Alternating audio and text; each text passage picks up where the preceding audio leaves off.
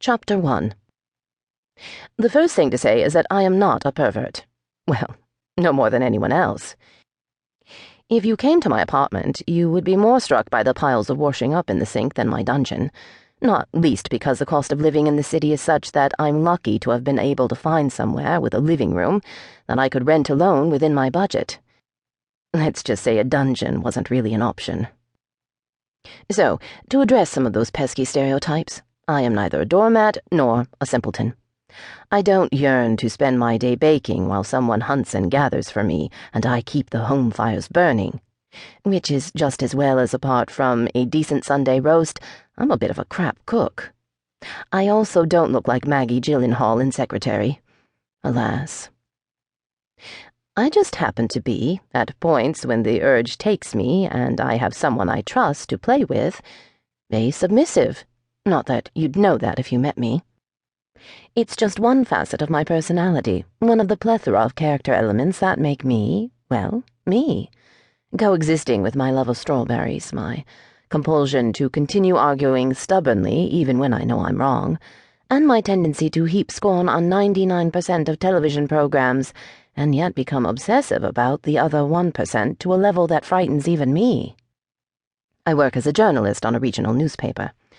I love my job, and, not that it should really need to be said, being submissive doesn't impact on my work.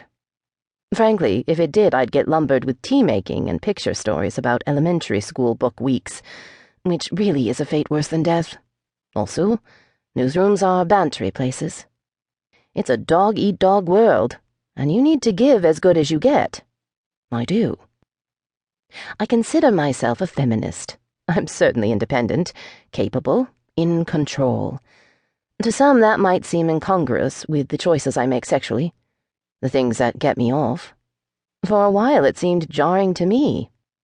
In fact, sometimes it still does, but I've come to the conclusion that there are more important things to worry about.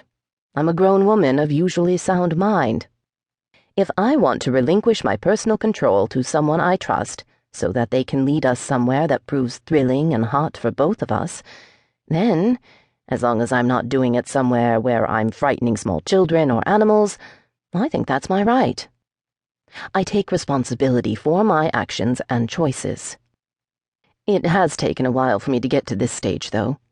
I would, if the word hadn't been appropriated by reality television and turned into something that sounds both nausea-inducing and in need of a soft rock video montage, go so far as to say it's been a bit of a journey, which is really how this book came about.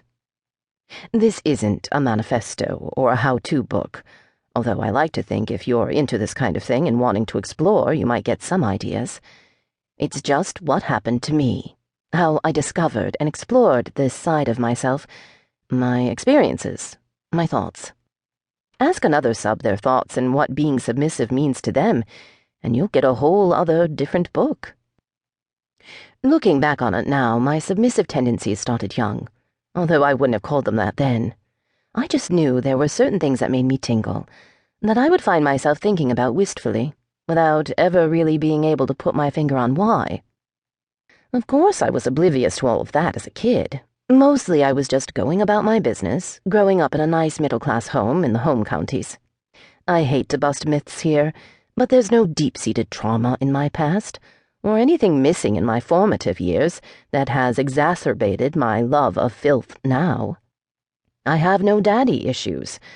There was no angst in my home life, and my childhood was, happily for me, but probably not that exciting for book-writing purposes, a happy, loving, and simple one. I was, and remain, very lucky indeed with my family. We are all quite different from one another, but the bond of love and a shared sense of the absurd sticks us together through thick and thin, and I feel genuinely blessed to have them all. I grew up in a nice house with my mum, my dad, and my sister. My mum, an accountant before she had me, devoted her life to bringing up my sister and me, and is very much the heart of our family. She spent a lot of time with us, nurturing us into little people, whether that involved helping us with homework or flinging herself